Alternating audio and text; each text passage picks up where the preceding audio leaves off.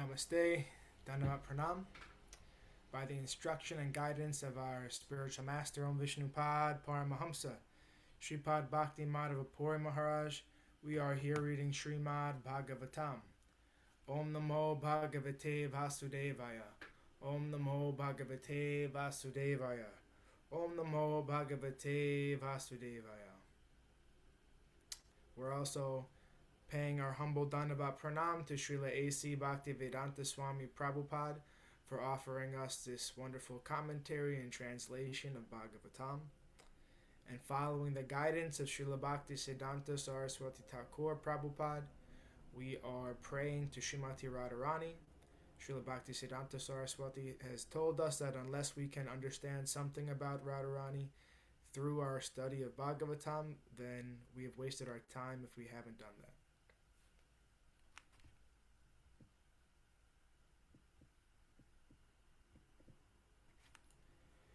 Yadi sevā-vañcitāḥ yasyāḥ kṛpayā vayaṃ labhema sarvaṃ prāpnumaḥ prayojanaṃ dhāmni śrī-bhagavat pade Kṛṣṇa-sambandhi sarvaṃ ca Yadi na jānīmahe tutam Aṣṭādaśasu sahasreṣu ślokānāṃ bhāgavat-oktiṣu Rādhārānīṃ na vindāmaḥ tadā niṣphalaṃ bhagavat adhyayanam radhikaya kripam vina vyartasyat sarva-pariśramaḥ.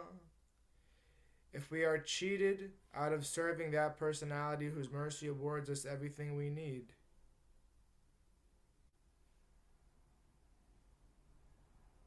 including residence in the Lord's holy dham and all things connected to Krishna, and if we cannot understand or discover Rādhārānīṃ within the 18,000 verses of Srimad Bhagavatam, then our study of Srimad Bhagavatam has been pointless.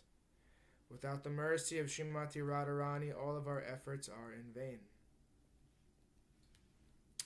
So we are continuing our reading today from Canto 5,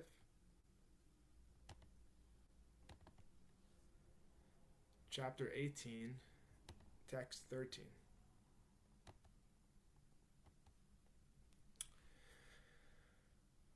Harirhi sakshad bhagavan sharirinam atma jasanam iva toyam ipshitam hitva mahamstam yadi sajate grihe tadā mahatvam vayasa patinam. Just as aquatics always desire to remain in the vast mass of water, all conditioned living entities naturally desire to remain in the vast existence of the Supreme Lord. Therefore, if someone very great by material calculations fails to take shelter of the Supreme Soul, but instead becomes attached to the material household life, his greatness is like that of a young low-class couple. One who is too attached to material life loses all good spiritual qualities.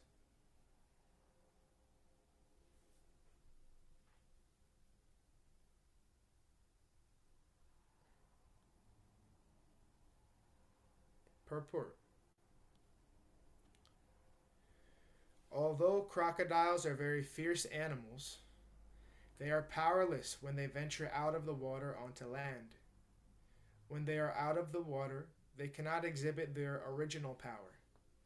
Similarly, the all-pervading Supersoul, Paramatma, is the source of all living entities, and all living entities are part and parcel of Him. When the living entity remains in contact with the all-pervading Vasudeva, the personality of Godhead, he manifests his spiritual power exactly as the crocodile exhibits its strength in the water.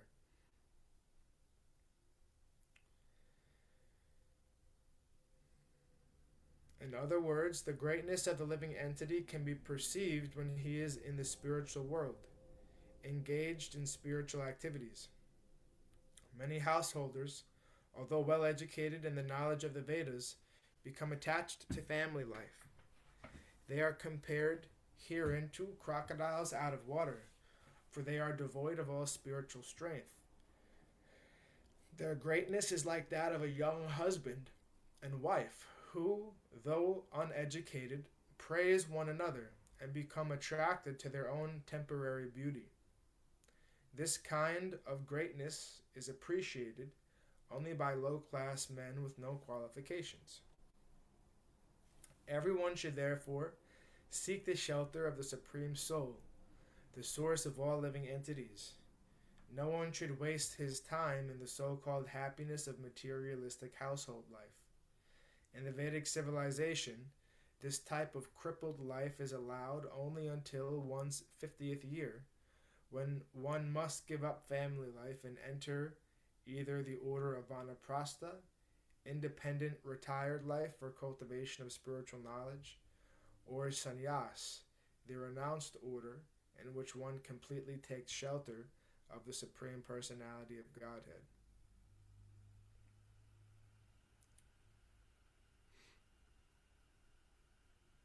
So this was my experience too, this whole crocodile analogy. Before coming in contact with guru and devotional service, my capacity to focus and to act and to think clearly and think broadly and holistically was completely absent.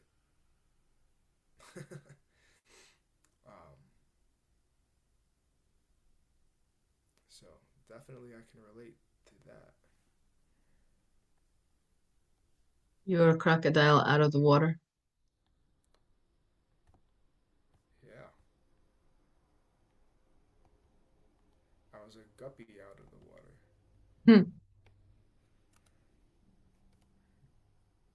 But it's true, so many people are today facing mental health crises, lack of focus, anxiety, this, that, the other. Everyone is a crocodile out of water. So, if they can accept, if they have the heart. But the thing is, it takes, in the material world, the material worldly conditioning is, like Srila Prabhupada said in that purport, that the young husband and wife are infatuated with each other at such a young age without actually having developed very many serious, impressive qualities. They're just so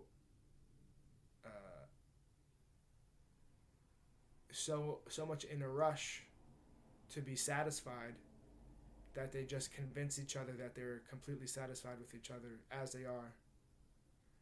In the same way, people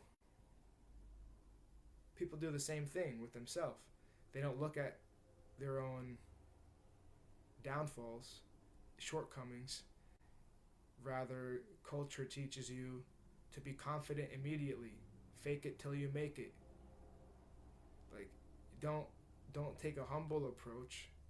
Don't develop a consciousness of always, in a healthy way, looking for where you're making, always be looking for where you're making mistakes in all little nuances, not only to correct them, but also to remain in a sober, humble state of mind. But we're taught to value extreme confidence and extreme assertiveness and extreme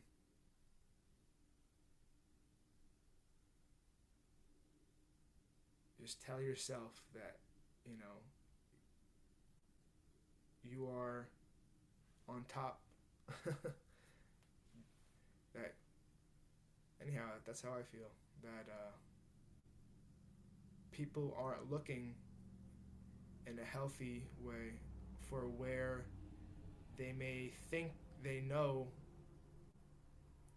what's going on, what the world is, what the purpose of the world is, what ideal activities in the world are. They're convinced that their educational system has given them those values, and now they're working towards those values, but they don't really, too not many people stop to question whether those are actually valid. They just, school is an authoritative thing because so many people attend. All your government leaders say this is, this is good. These are the values that you need to make it in the world, to function in the world. And there's not many people who question, well, is this really giving me everything?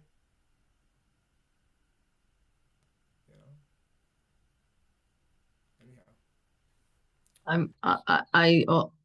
As far as being confident, okay, being confident so that you can go out, obviously, in a traditional sense, people aren't always exposed to the spiritual the way Krishna consciousness is. But to be aggressive, I don't think that's a positive thing. They're taught to be aggressive, and I don't think that's the case for everybody. That there are people that are taught to serve um, and to be kind and be humble. Because I think the people who are assertive, eventually they'll fail because people aren't attracted to that. Like that's not I don't know. Being assertive is not, I don't think, helpful. Depends on what they're doing in life and how they want to live their life. But I don't know. I think being kind and helping others, and that's, a little different.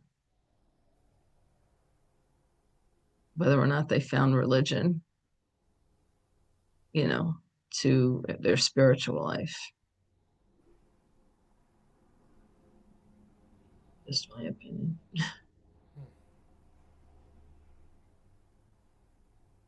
Thank you for sharing. Text 14. Tasmad rajoraga vishadamanyu manaspriha paya danyadhi mulam hitvagriham samshriti chakravalam nrisimha padam bhajata kuto bhayamiti. Therefore, O demons, give up the so-called happiness of family life and simply take shelter of the lotus feet of Lord Nrsimhadev, which are the actual shelter of fearlessness. Entanglement in family life is the root cause of material attachment. Indefatigable desires, moroseness, anger, despair, fear, and the desire for false prestige, all of which result in the repetition of birth and death.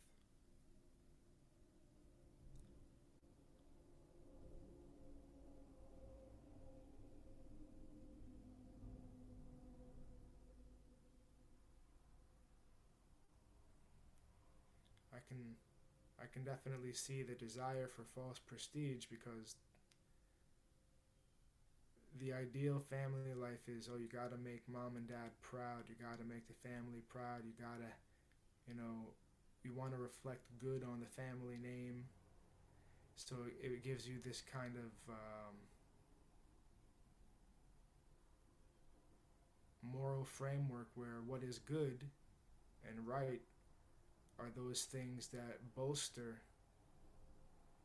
your pride in doing whatever work you're doing, pride in yourself, and then pride in the family because everyone in the family is trying to work in that same way. And when we come together as a family, it's a reinforcement of that pride that, everyone's doing well. Reinforcing those kind of values. When we go back out to work, we're going to keep reflecting well on our name. And some people might think, why is that a bad thing? Why is it, how could it be negative to do good work and have a good reputation because of your work, and to be a part of a group of people that reinforces those values? Because we're not taught about what is ego, what is false ego, and what is the false ego detracting us from, and what is it making us focus on, right? It's making us focus on an identity that is impermanent. It's not teaching us anything about what the soul is, right? It's making us heavily identify with this name, this body, the physical context of this body, meaning the parents that we have, the family that we're embedded in this lifetime, and we're heavily, heavily identified with that. And we have pride in that. So this is all compounding this false identification. And ultimately this identification is an identification with that which will perish and will continue to suffer in the plane of birth, death, disease, and old age. Right? It's not giving us any type of scope for talking about, thinking about, or developing that which is eternal. Right? And so once you understand that, that's all just from false prestige of, pride in the family name, pride in the self, with that material identity. And because that ends up not giving you scope for everything else I just described, then fear, despair, anger, moroseness, that's all a result. Because internally, right, we're doing good work, we have a good name, have a good reputation, but still we're not fulfilled internally. But I can't admit that to anybody, because then it's going to be like, oh, the successful person isn't happy? How could that be? The model of reality that we're taught in school says if you do good work and you make good money and you have a good family, big family, you should be happy. You have no reason to be sad. You have no reason to have any negative feeling, right? You're doing well. There are people starving in third world countries. Why are you sad? This kind of idea is there, right? I'm making, sweeping generalizations here, but this is kind of like the picture that we're given. But nonetheless, genuine satisfaction can't result from those things. Those things can support genuine satisfaction when it's properly aligned with spiritual values, being surrounded by a group of people who share those values and are trying to work in that general direction together and support each other. Then it can help. But when it's not like that, then despair, fear, anger, why aren't I happy when I have all these good things? Right? So what Bhagavatam is saying is, is relatable in this case. Again, it's talking about family life here. It's talking about your typical materially inclined family, right? It's not talking about Bhaktivinoda Thakur and Bhaktisiddhanta Saraswati Thakur, where, right, that was a family too, right? That was a family, and they're both stalwart devotee acharyas, right? And we have so many examples of devotional family life in Bhagavatam itself. So in this place it's saying family life is the root cause of material attachment. And in other places we're reading about the Pandavas, the brothers that are all devotees, and they come from a whole dynasty pious, theistically inclined persons, right? So that's not what this is talking about. But they knew though, so they could participate in family life in spiritually productive and personally fulfilling ways without being attached to the family life in self-destructive ways, right? So there's a nuance to the experience. There's nuance. And again, it comes down to the parents and how they raise their children. If they're already in spiritual life and that's how they're raising their children, that is a very blessed family. Yeah. And from both sides, though, right? So from the side of the spiritually inclined kid, if they were blessed to have spiritually inclined parents and then they're raised in that environment, but what if you have spiritually inclined parents and a kid who wants nothing to do with it? So at the same time, they have to be able to nurture the kid without allowing the disinterest of the kid to affect their own spiritual life. Right. So that's why, anyhow, so these things, all these nuances, everything is so nuanced. So that's why we need. And then vice versa, if the child becomes spiritually inclined and the parents aren't, Yeah. that's a whole different set of circumstances. You have to be strong in your own faith Mm-hmm. to not let that hinder your progress in your spiritual life, Yeah. whether it's the parent or the child. Definitely. We could talk about this all day. Right. Yeah. So it's important to just remind ourselves of these things as we're right. I always err on the side of I don't want people to judge Bhagavatam poorly when it's Yeah. giving such important, it's giving very, very important lessons, and Mm-hmm. not to just, it gives those lessons in a very straightforward and potentially harsh way, depending on how soft and unexposed we are to these themes. If we have Mm-hmm. no point of reference and we just read these things, it comes most likely it comes across very harshly, and we will judge Bhagavatam in a very negative way. Mm-hmm. So the point, I'm just trying to bring these things up, so whoever may be listening to this doesn't Mm-hmm. do that. Right? Mm-hmm. Bhagavatam is giving very, very valuable points that we need to meditate on and think about and discuss, and that's the whole premise of Bhagavat Kata. Right? Is to read these things that have been revealed through the Bhagavat, and how is it relevant to our life? How can we practice this? What is it saying? Like that. Mm. By the grace of Guru, we've heard properly, even though we have a deficiency, still some proper thing has come. So we're trying to always remember that and Mm. share that with others.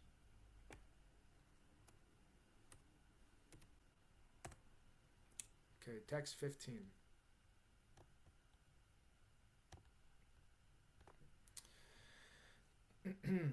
Ketu malepi bhagavan kamadeva svarupena lakshmya priyachikirshaya prajapatirdu hitranam putranam tad varshapatinam puru sayushaho ratra parishankananan yasam garbamaha purusha mahastra tejasudvejita manasam vidvasta vyasavaha samvacharante vinipatanti.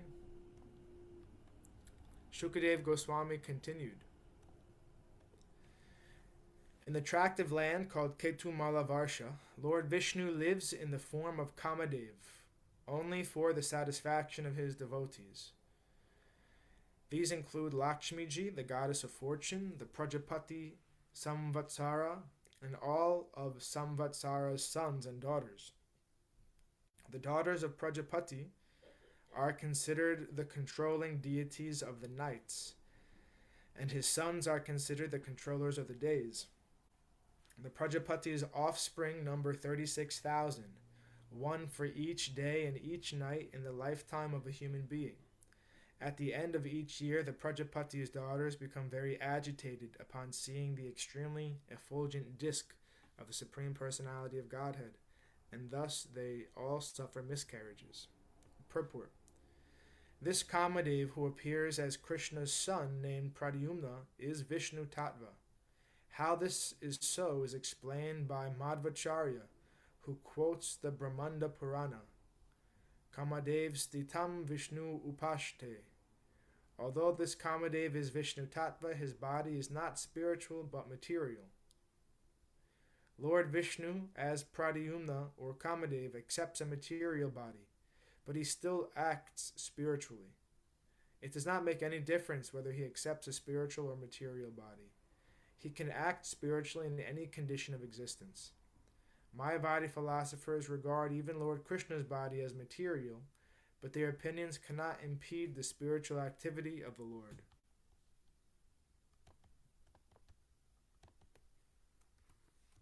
Okay, thus ends our reading for today. We'll continue from text 16 on Monday.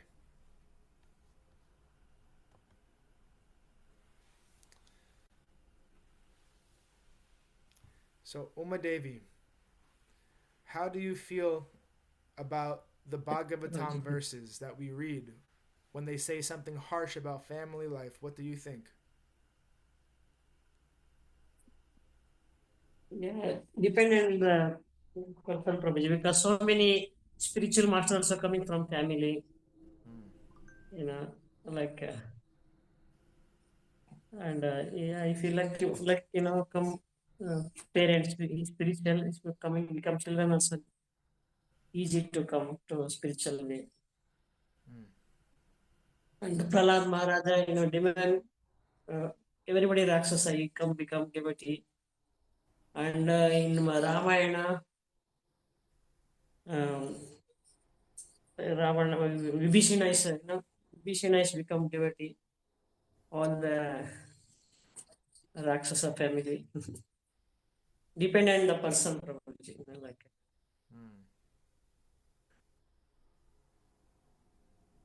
Yes.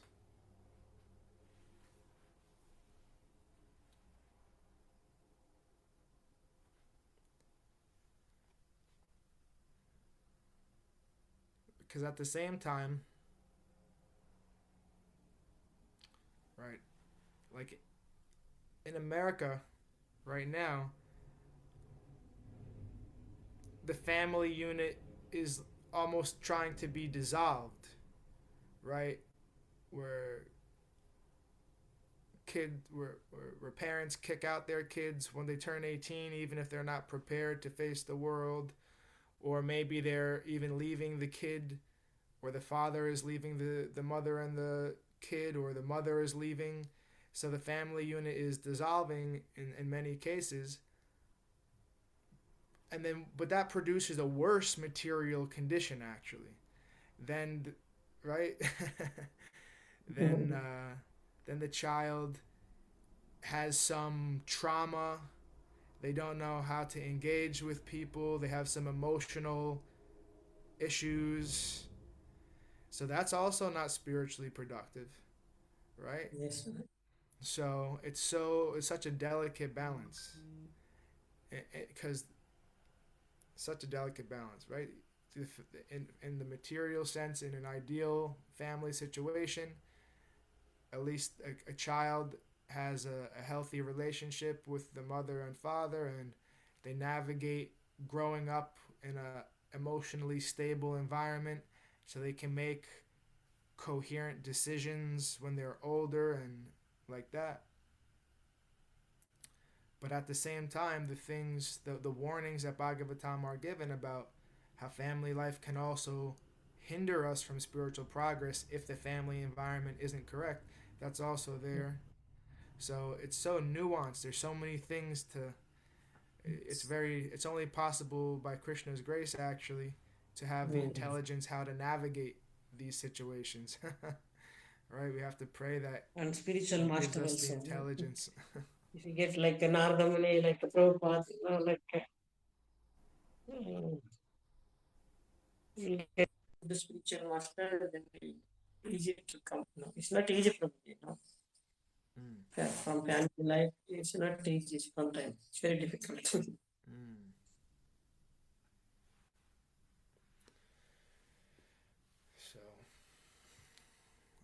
we feel very blessed that we can talk about these things together and to read Bhagavatam together. And also Uma Devi is a beautiful example of, right, she's the grandmother and mother of so many, and she is properly spiritually situated, always thinking of the Lord and the devotees and engaged in service, and to the impression that I've gotten is whenever sometimes you have your granddaughter with you, sometimes your brother is with you, like that. Sometimes you go to the dham and your family comes with you. Sometimes in the past you've gone alone. I think like to Gaur Purnima with Acharya Maharaj, you go alone. So you have a very nice example of, I think you're not pushy with anybody to the extent that they are interested, then they benefit from your spiritual practice. And to the extent that they want to do their own thing, you're just a happy, supportive mother or grandmother or auntie or friend. So very nice. Jai Śrīmatī Uma Devi Dasi ki jai. And you also, Prabhu, you also same like when your mother and you always together, and I remember always Kapila Mamuni and Devavati Mataji.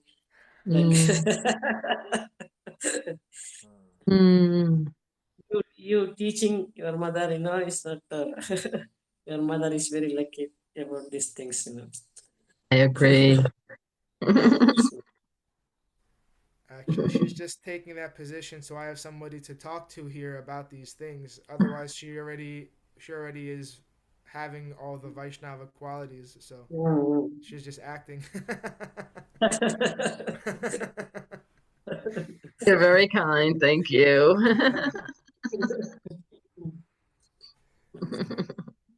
I'm learning a lot. I've always said parents can Yes, learn. always I'm remembering Mataji when you are asking question, same like Devavati Mataji asking, Kapila Mahamuni, Sakshat Bhagavan Krishna, like same like this. I imagine like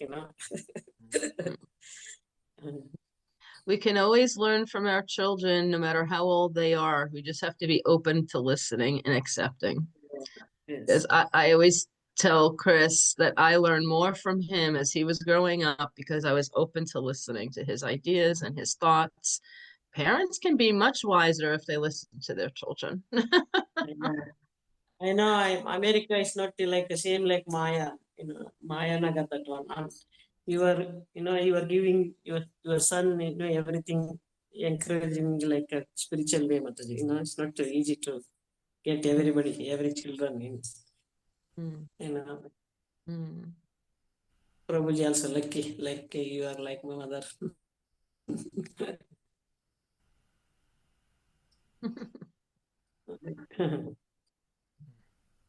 We love having you be a part of this as well. I'm so happy to be associated with you.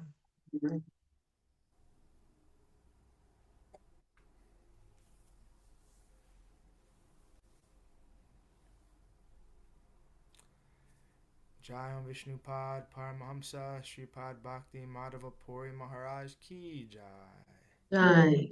Jai Srila Prabhupada, Srila Guru Maharaj, Srila Guru Dev, Srila Acharya Dev, Srila Tirtha Maharaj ki jai.